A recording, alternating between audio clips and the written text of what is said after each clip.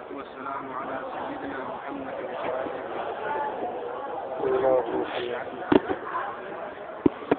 الثاني العامل في الفعل المضارع. عامل معنوی میں سے دوسرا عامل العامل، وہ عامل جو عمل کرتا ہے فعل مضارع حالت رفعی میں. ہاں فعل مضارع چونکہ حالت جزمی میں ہے یا حالت رفعی میں یا حالت رفعی میں. حالت جزمی میں جو ہے وہ عوامل جازمہ ہے، نصبی میں عوامل ناصبہ ہے. حالت رفعی میں کیا ہے وہاں پر جو رفع دیتا ہے فعل مضارع؟ یضرب مثلا مرفوع. أين العامل؟ عامل کہاں ہے؟ مراد سی میں. یہ عامل آپ کے معنی ہے. اول فعل مضارع کی تعریف بیان کرتے ہیں. مضارع کا کیا معنی ہے؟ مضارع یعنی مشابہ. معنی مضارع یعنی مشابہ، جس سے سب سے بات رکھتا ہے وہ آ گیا. فعل مضارع وهو، یہ فعل مضارع ما، وہ فعل ہے اشبہ الاسم، جو شباہت رکھتا ہے اسم کے ساتھ، اسم فاعل کے ساتھ. بأحد الحروف الزوائد في أوله، في أوله يعني في أول المضارع، في أول الفعل المضارع. شباہت رکھتا ہے اسم کے ساتھ حروف زوائد میں سے کسی ایک کے زائد کرنے کے ذریعے سے فی اول ہی، اس مضارع کے اول. یعنی حروف زوائد کون سے؟ حروف آتینہ. حروف آتینہ میں سے کسی ایک حرف کو زائد کرنے کے ذریعے سے فی اول ہی، اول مضارع میں. مثلا یضرب، یہ شباہت رکھتا ہے ضاربون کے ساتھ. اب شباہت کی دو صورتیں، یا شباہت لفظی ہے یا شباہت معنوی. یہ جو بات کرتے ہیں جو ہے ایک حروف زائدہ میں سے ایک کو زائد کرنے کے ذریعے سے مضارع کی ابتدا میں شباہت رکھتا ہے. یہ کون سی شباہت ہے؟ شباہت لفظی.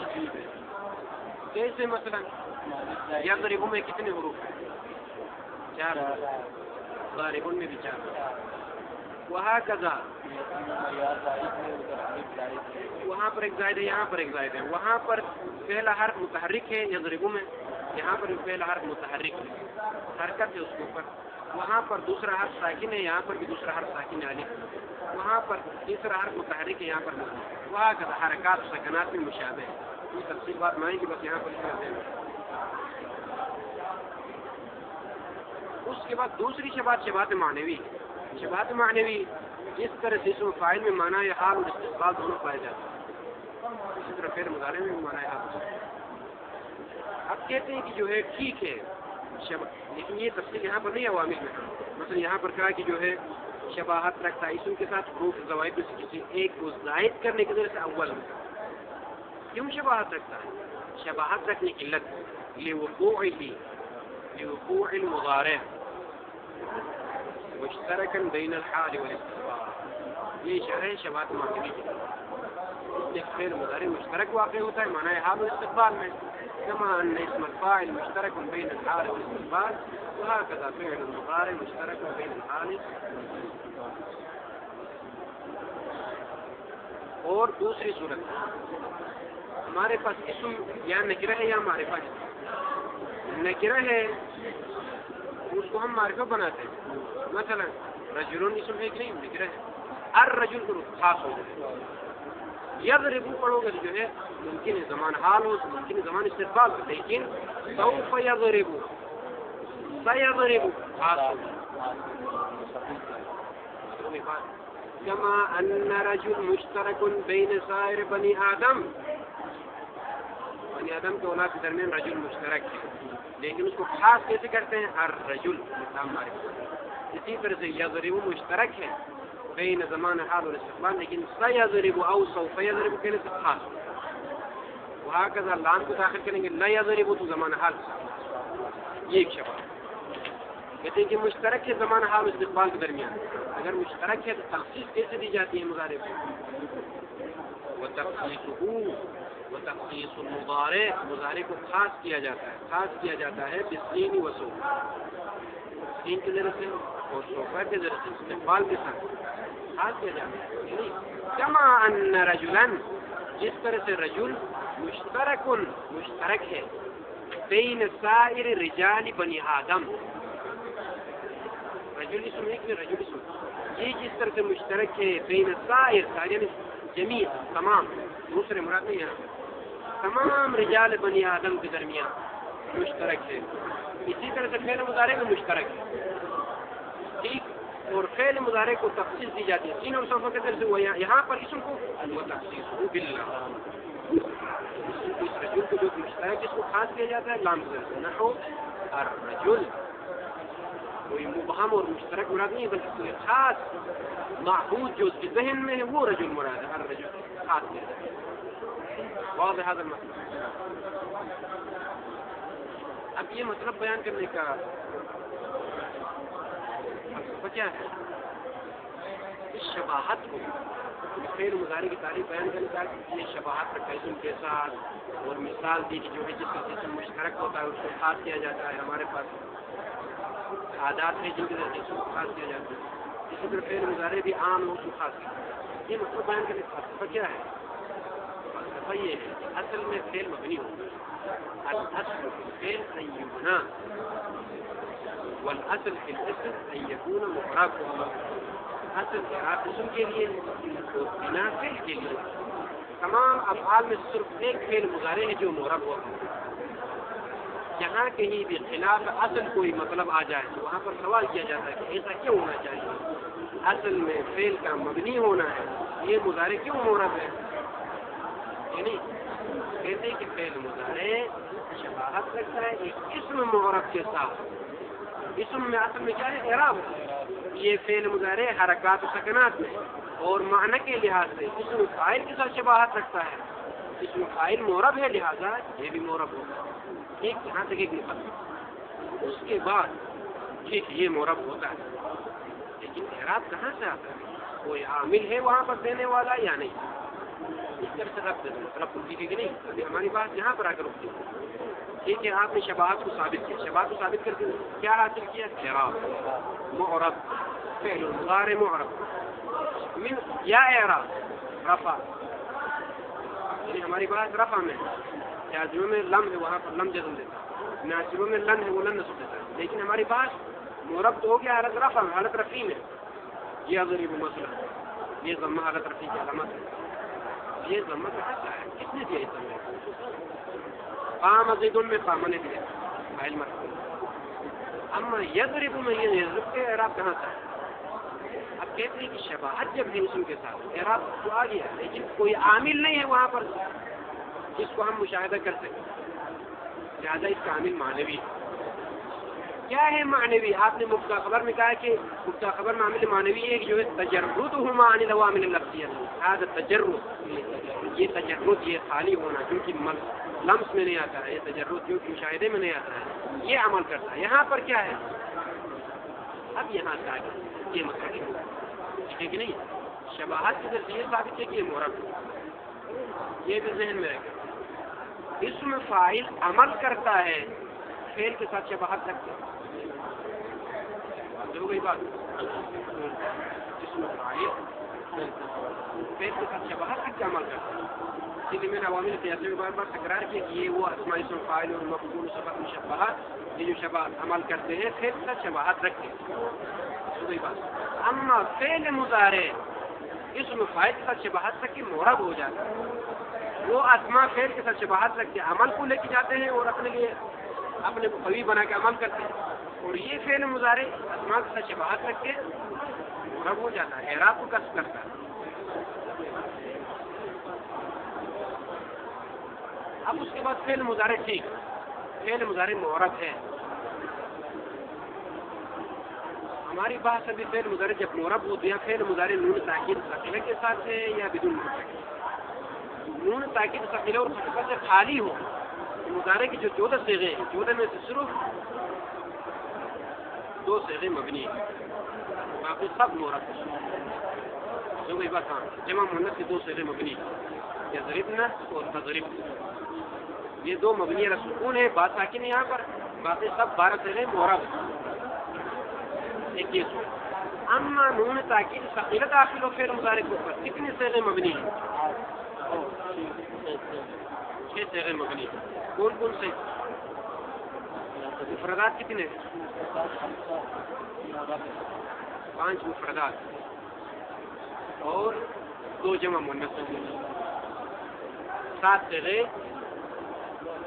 مبنی، 7 صيغے مبنی، 5 مفردات یعنی 4 مفردات، 2 غائب میں مفرد ہے، 2 مخاطب میں مفرد ہے، اور متکلم محض اور غیر 6 ہو گئے، 6 ہو گئے، اور یہ 6 یہ 2 8 صيغے مبنی. واضح ہے یعنی یہ مسئلہ ہم مشخص ہونا چاہیے. نون تاکید ثقیلہ داخل ہونے کے بعد 2 صيغے تو پہلے سے مبنی ہے، جمع مؤنث کے 2 صيغے پہلے سے مبنی ہے. نون تاکید ثقیلہ آنے کے بعد 5 مفردات ہیں ہمارے پاس، 5 مفردات، 5 صيغے مبنی ہوتے ہیں. مفرد مؤنث شامل نہیں ہے، مفرد مؤنث مخاطب شامل نہیں. 2 مفردات کون سے ہیں؟ یضربو اور تضربو، یہ 2 غائب ہیں.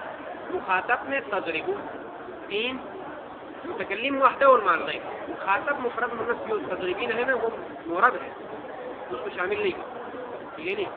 نون تاکید ثقیلہ داخل ہونے کے بعد یضربو تضربو، یہ 2 غائب مفردات ہیں، اور مخاطب میں 1 مفرد کو شامل ہے. کون سا والا؟ تضربو. مخاطب مفرد مذکر. 3 متکلم وحدہ اور مال غیر. 5 اور پہلے سے جو 2 مبنی، 2 جمع مؤنث جو اتنوں کے 7 صيغے مبنی ہے. بقیہ صيغے تسنیات اور جمع مذکر کے 2 صيغے اور مفرد مؤنث مخاطب مورد. واضح ہو گئی بات؟ اس کو آپ لوگ پہلے بھی میں نے میرا تکرار کیا ہے، اس کو درج کر لیجیے.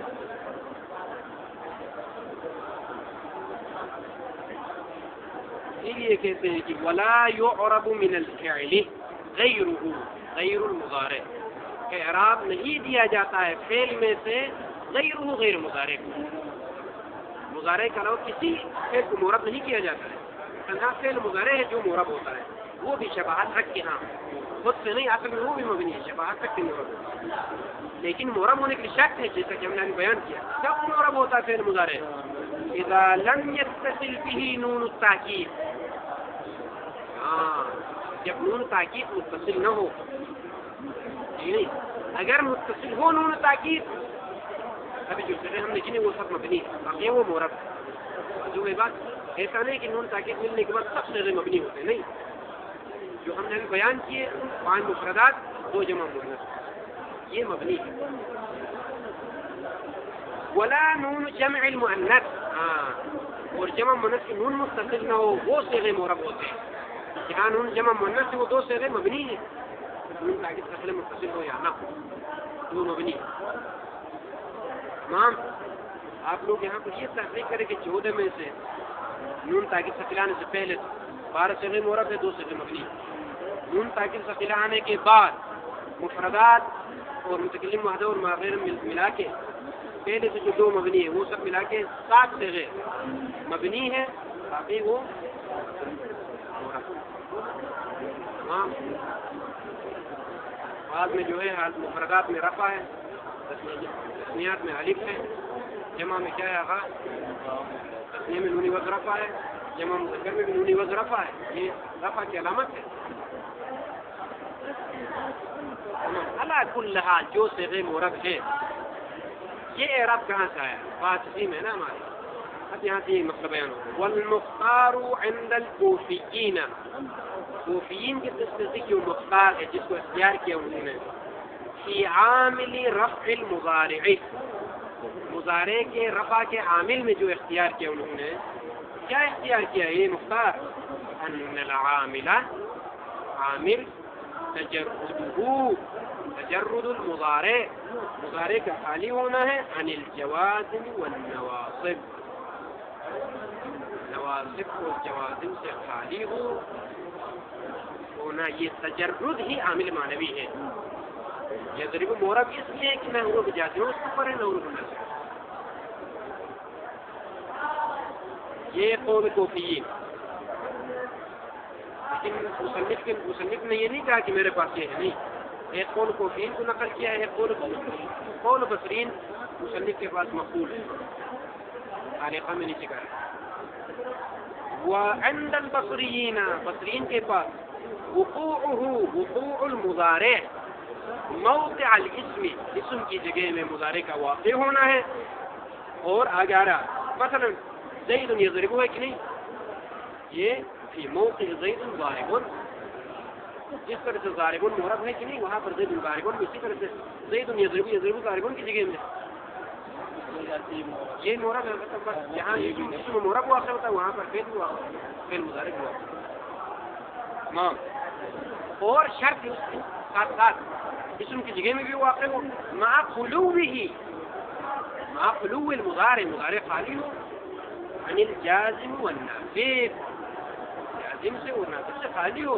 ایسا نہ ہو کہ اسم جہاں پر ہے وہاں پر فعل مضارع واقع ہو جوازم میں، مثلا زید ان یضرب، زید ان یضرب، مثال صحیح ہے نہیں، صحیح ہے مثال صحیح ہے، اس لیے جو ہے زید یضرب ٹھیک ہے، یضرب اسم کی جگہ میں واقع ہے ضارب کی جگہ، لیکن اگر یہ شرط نہ لگائے بصرین مثلا جوازم اور نوازب سے خالی، اگر یہ شرط نہ لگائے تو مثلا کیوں پڑے زید ان یضرب، کامل معنوی ہے، یضرب کامل ان ہے، کامل لفظی ہے.